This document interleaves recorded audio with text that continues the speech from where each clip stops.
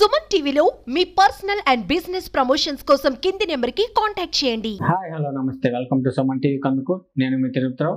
ఈరోజు అయితే మనం కందుకూరులో అయితే ఉన్నాం. ఇప్పుడు మనతో పాటు ఉన్నారు సీనియర్ పిరమిడ్ మాస్టర్ అయినటువంటి చీదిళ్ళ వేణుగోపాలరావు గారు అయితే మనతో పాటు ఉన్నారు. సార్ గారిని అడిగి ఆత్మ జ్ఞాన సందేశం యొక్క ప్రాముఖ్యత ఏందో చీదిళ్ళ వేణుగోపాలరావు సార్ గారిని అడిగి తెలుసుకుందాం. సార్ నమస్తే సార్.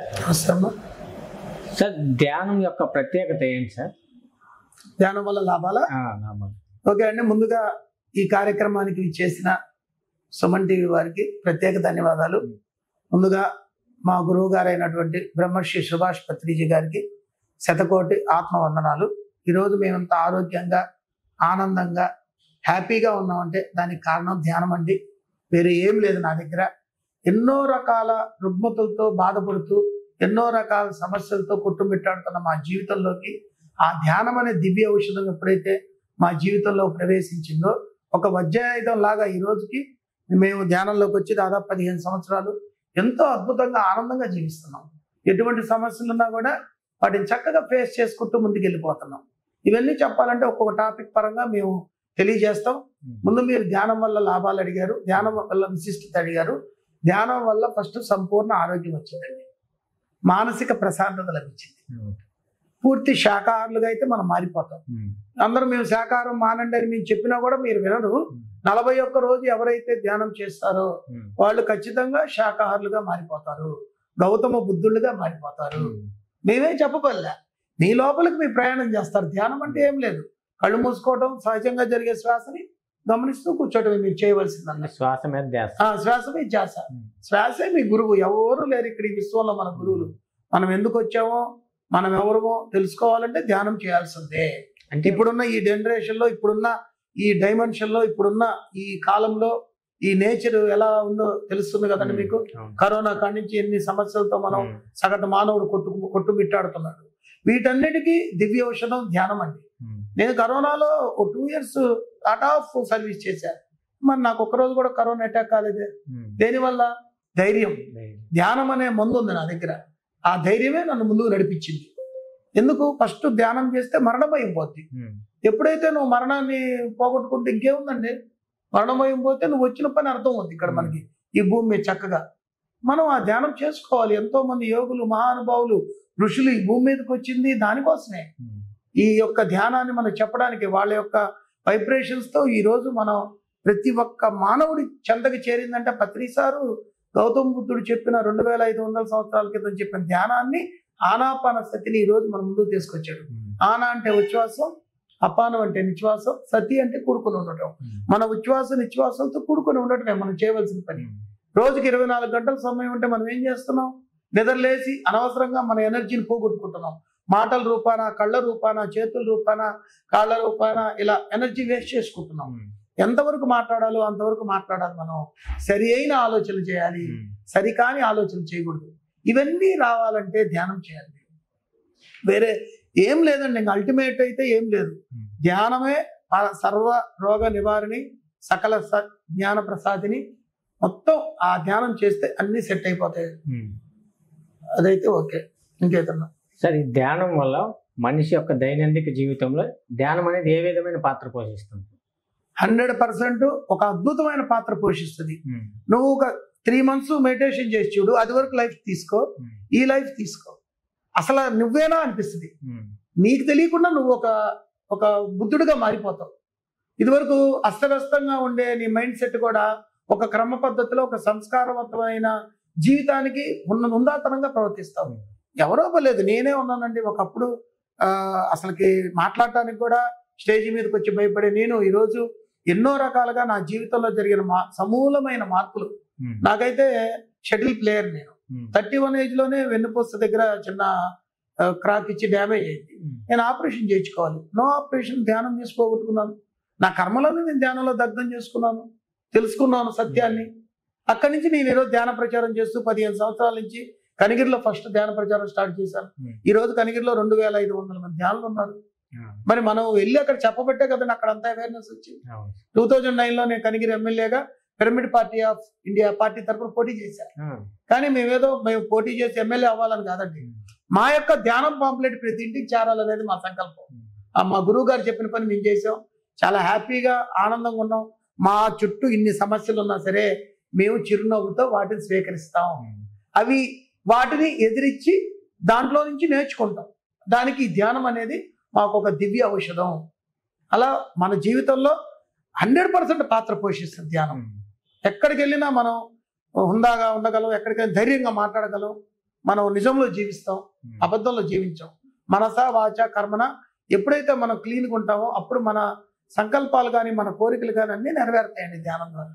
సరి అయిన ఆలోచనలు అని చెప్పా కదా, సరికాని ఆలోచనలు అవన్నీ మనకు చేకూరుతాయి. ఓకే, ధ్యానం అనేది ఓన్లీ శాకాహారులే చేయాలా, మాంసాలు చేయకూడదు సార్? నేను ఒక మంచి ప్రశ్న వేసావు బాబు. నేను ధ్యానంలోకి రాకముందు నేను మాంసాహారిని.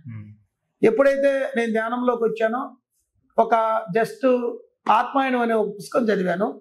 5వ రోజే ధ్యానంలోకి వచ్చిన 5వ రోజే my stomach is burial for dead animals. చనిపోయిన జంతు కళేబరాలను పూడ్చిపెట్టే శ్మశాన వాటిక నీ పొట్ట అని అది చదవటం. పీటర్ రిచులు గారు రాశారు, ఒక అమెరికన్ యోగి. దాన్ని తెలుగులోకి అనువదించారు. ఒక అద్భుతమైన పుస్తకం వరల్డ్లో.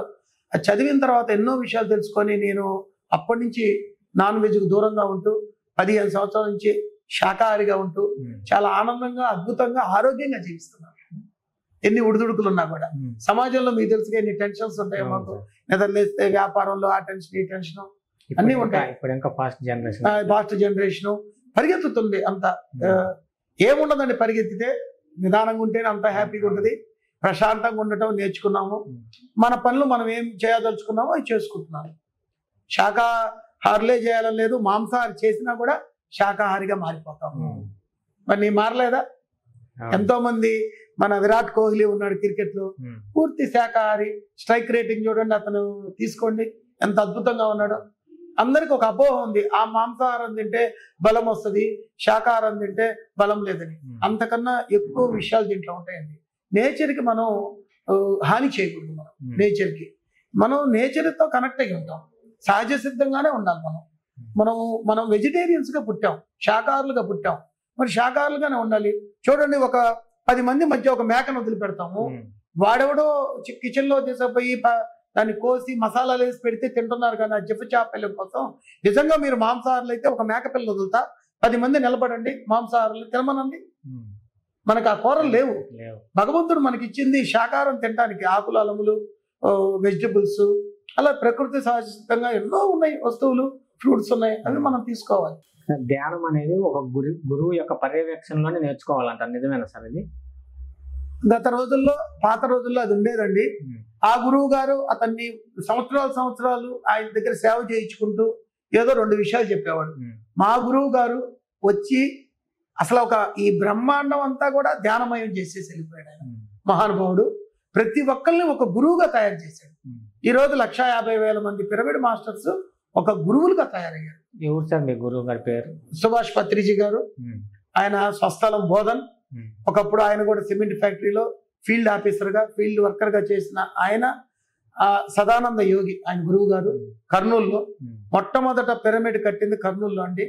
అక్కడ ఆయన పరిచయం అవటం మా గురువు గారికి, ఆయనతో సావాసం, తర్వాత ఆయన అన్ని పత్రి సార్కి నేర్పించడం, అక్కడి నుంచి ఆయన ఎన్లేటెడ్ అవటం, సత్యం తెలుసుకోవటం, రోజుకి 24 గంటలు ధ్యానం చేయటం.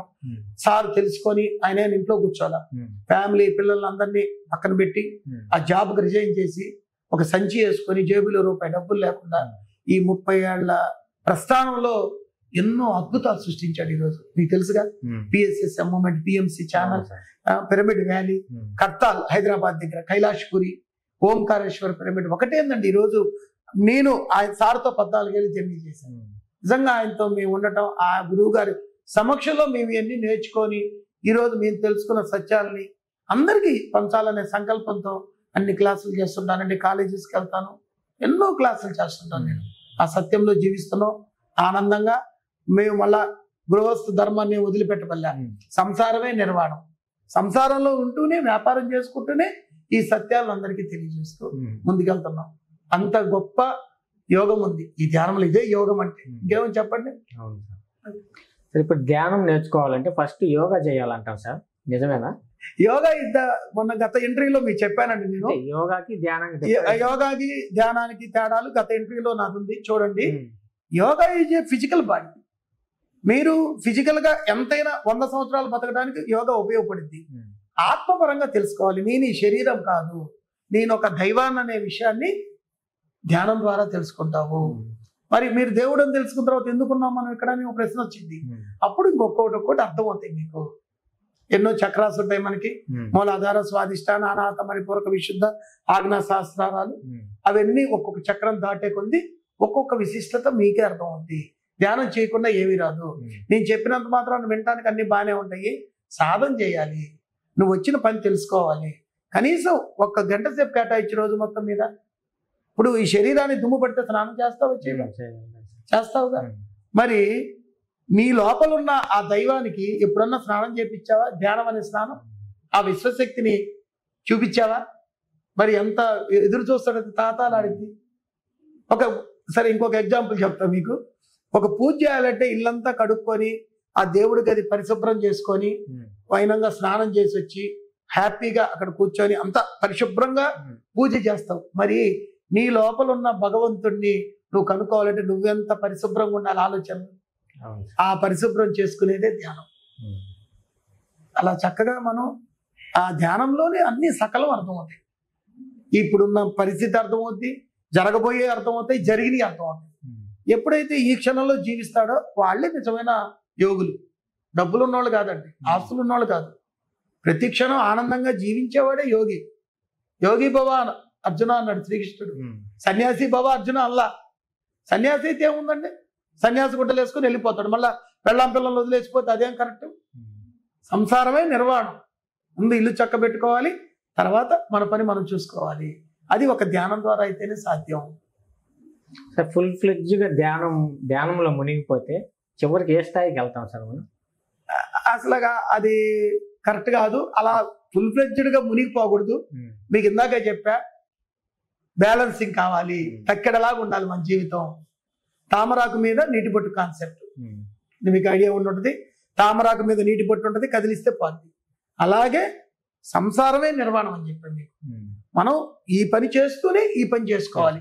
నువ్వు ప్రాపంచికంలో జీవిస్తూనే ఓహో ఇదంతా నాటకము తెలుసుకొని నీ యొక్క ఆత్మతో జీవించాలి. ఇప్పుడు ఎలా ఉన్నారు మామూలు ఆర్డినరీ పీపుల్, ఆత్మతో నటిస్తూ ప్రాపంచికంలో జీవిస్తున్నారు. ఎప్పుడైతే ధ్యానం చేస్తాడో ప్రాపంచికంలో నటిస్తూ ఆత్మతో జీవిస్తాడు. అప్పుడు నిజమైన జీవితం అంటారు దాన్ని. అవునా కదా? పూర్తిగా మునిగి ఎందులో పూర్తిగా మునగకూడదండి. అందులో మునిగితే అక్కడే ఉంటాం. మళ్ళా రాక పోకలు ఉంటాయి. నానాటి బ్రతుకు నాటకం అన్నమయ్య చెప్తాడు. అన్నమాచార్య కీర్తనలో ఒక సాంగ్ చాలిది ఒకటి మన జీవితం మొత్తం మారిపోవడానికి.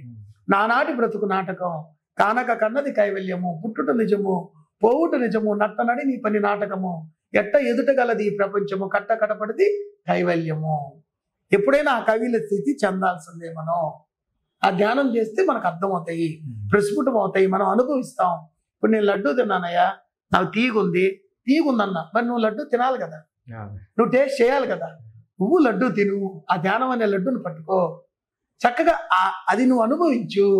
ఆ రుచి మనకు తెలియదు. మీకేదన్నా డౌట్స్ ఉంటే ఎంతో మంది మమ్మల్ని సంప్రదిస్తే మీకు ధ్యానం చేసేటప్పుడు ఎన్నో రకాల డౌట్స్ ఉంటాయి. పిఎంసి ఛానల్ చూసిన అన్ని అర్థమవుతాయి. కొంచెం మీరు ఇంటర్వ్యూ రెగ్యులర్ గా తీసుకున్నా మేము చెప్తూ ఉంటాం. ఎన్నో సమస్యలకి ధ్యానం చేయగానే ఫస్ట్ తలనొప్పి వస్తుంది, తర్వాత వెన్నుపూస నొప్పి వస్తుంది. మరి ఎన్నో జన్మల కర్మలు దగ్ధం కావాలి కదా. మరి ఎన్నో కర్మలు చేసి వచ్చాం కదా మనం ఇక్కడికి. నేను అవన్నీ అనుభవించాను. ఈరోజు హ్యాపీగా పూర్తి సంపూర్ణ ఆరోగ్యంగా జీవిస్తున్నాను. చక్కగా నాకు ఏ పని కావాలంటే పని చేసుకుంటున్నాను. ఒక బిజినెస్ అని కాదు, ఇంకోటని కాదు, ఎన్నో కార్యక్రమాలు, సేవా కార్యక్రమాలు అన్నిట్లో ఉన్నావా లేదా? కేవలం ఒక ధ్యానం వల్లేగా ఇవన్నీ నాకు సాధ్యపడింది. లేకపోతే ఒక బిజినెస్ పీపుల్ అనుకుంటే ఆ బిజినెస్ లోనే ఉండిపోద్ది నా జీవితం, తెల్లారిపోద్ది. ఒక 2 పిల్లలు పుడతారు, వాళ్ళకి ఏదో చూసుకుంటాం, ఒక 60 ఏళ్ళు 70 ఏళ్ళు రాగానే అన్ని రోగ ప్రస్తాలతో ఇదైపోతాం. ఆత్మకి వయసే లేదు. ఇప్పుడు ఫిజికల్ గా నాకు 48 ఏళ్ళు, హాస్టల్కి అసలు నాకు వయసే లేదు. మేము ఎప్పుడు చిన్నపిల్లలుగానే ఉంటాం. అదే ధ్యానం యొక్క గొప్పతనం. Okay sir, thank you sir. Okay అమ్మా, థ్యాంక్ యూ. మా సుమన్ టీవీ ప్రేక్షకులకు ధ్యానం యొక్క ప్రాముఖ్యత వివరించినందుకు చాలా థ్యాంక్ యూ సార్. ఓకే అమ్మా, థ్యాంక్ యూ.